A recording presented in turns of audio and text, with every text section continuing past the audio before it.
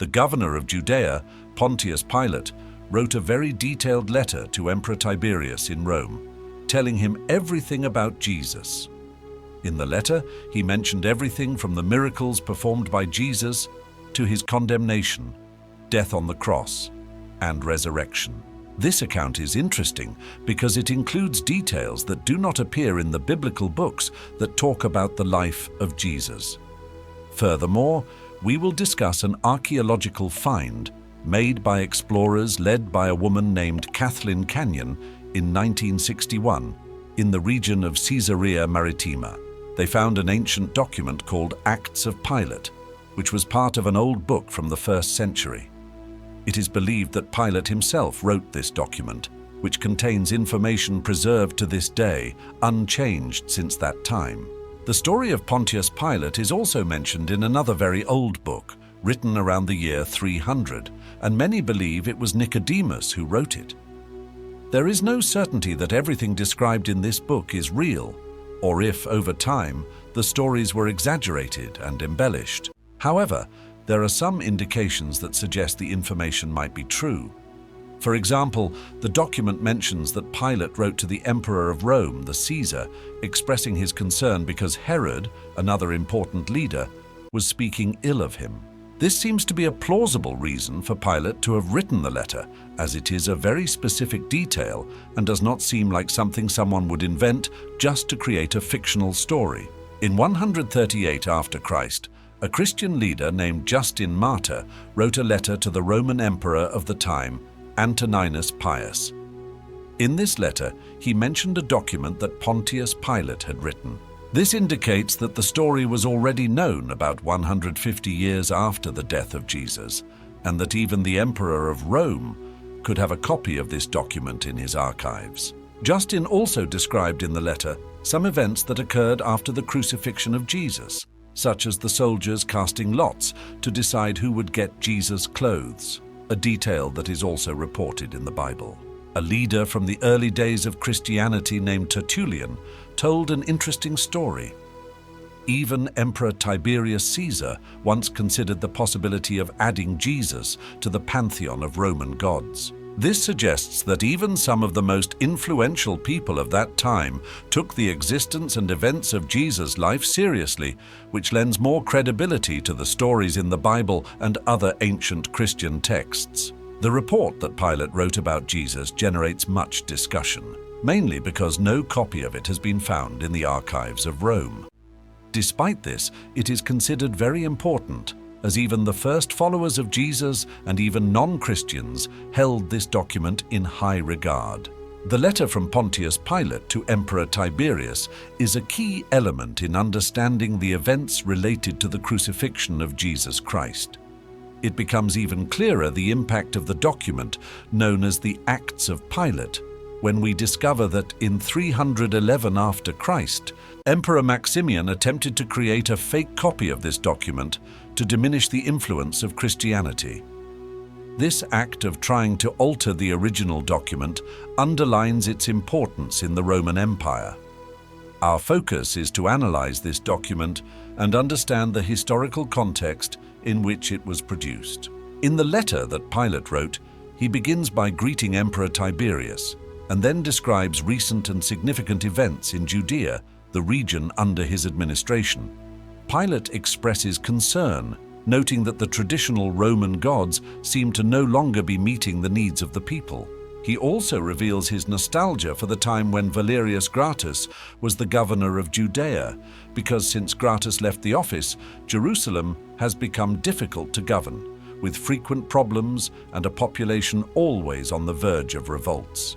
Pilate expresses his concern by revealing that he had only one centurion and a few soldiers to protect Jerusalem, a city known for its instability and tendency towards rebellions. This indicates that the Roman presence and control in the region were quite limited.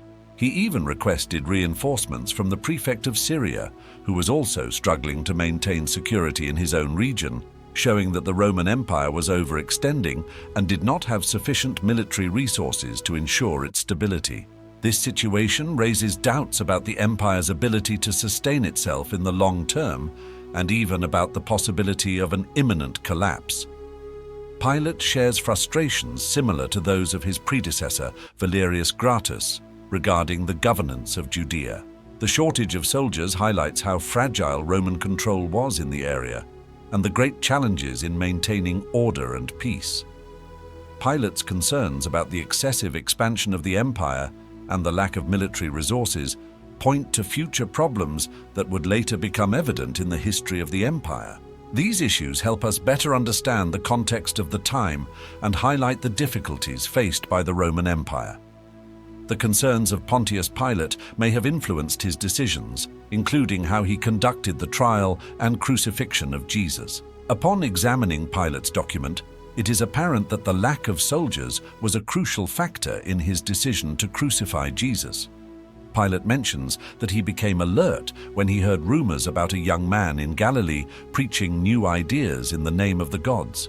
Initially, he feared that this young man could incite a revolt against the Romans, but he soon realized that Jesus of Nazareth seemed to have a more friendly stance towards the Romans than towards the Jews themselves. Pilate also recounts an encounter with Jesus near the pool of Siloam, where he observed Jesus speaking calmly to the people around him. He describes Jesus as having an almost divine appearance, with golden hair and beard and a serene face, contrasting with the Jews present, who had dark beards and seemed more restless. The description of Jesus suggests that he had a very calm and gentle presence, which stood out in the tense and agitated environment of the time. The mention of his blonde hair and beard is particularly unique and is not corroborated by other historical records, which leads some people to question the veracity of this information. It is possible that this detail was added later by the author of the text. Or perhaps Jesus really had a distinct appearance from the people around him. We cannot be absolutely certain about the color of Jesus' hair, and it is possible that the description of Jesus as blonde was an addition made later to the original text. Returning to what Pilate wrote, he continued to report the encounter he had with Jesus near the pool of Siloam. Pilate, wanting to hear what Jesus was preaching without interrupting him, asked his secretary, Manal, who was fluent in Hebrew and trusted, to infiltrate the crowd and listen to what Jesus was saying. Manal was impressed when he heard Jesus answer a question about paying taxes with the memorable phrase, "Render unto Caesar the things that are Caesar's, and unto God the things that are God's." Amazed by the sagacity of this response, Pilate decided not to arrest Jesus, as he considered it would be unjust according to Roman laws. He allowed Jesus to continue preaching and gathering followers freely. However, this freedom that Pilate granted to Jesus deeply displeased the Jewish leaders, especially the wealthiest and most powerful, who were often the targets of Jesus' criticism for their pride and hypocrisy. Pilate noticed that complaints about Jesus' boldness were common at his workplace, indicating that the tension between Jesus and the religious authorities was growing.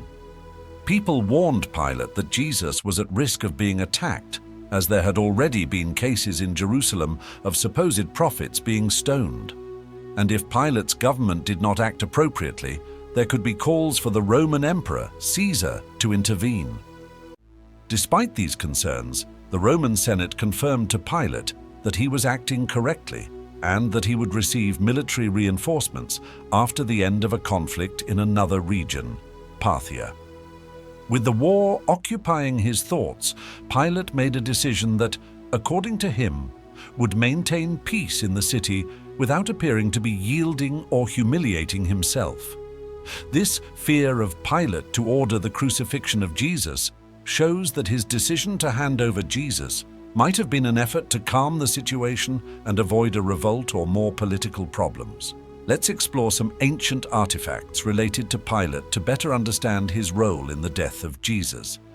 One of these items is called the Pilate Stone, or Pilate's inscription, discovered in 1961 near Caesarea Maritima in Israel. This piece is made of limestone and contains an engraved text that serves as a tribute. The importance of this stone is that it provides concrete proof of the existence of Pontius Pilate, the Roman governor of Judea mentioned in the New Testament as the one who judged and authorized the crucifixion of Jesus. In the inscription, Pilate pays homage to the divine Augustus and to himself, identifying himself as Tiberius Pontius Pilate, prefect of Judea. Caesarea Maritima, located on the Mediterranean coast in Israel, was an ancient city of great importance and served as an administrative center during the time of Roman rule in the region. A notable artifact found there is the Pilate Stone, which originally was part of an ancient building and was later reused in the stairway of an archaeological theater. This stone caught the attention of researchers due to the Latin inscription it contains. For those interested in biblical stories and related curiosities, we have 4 very interesting videos at the end of this video. Click to watch and learn more about these biblical stories. May God bless your life until our next video.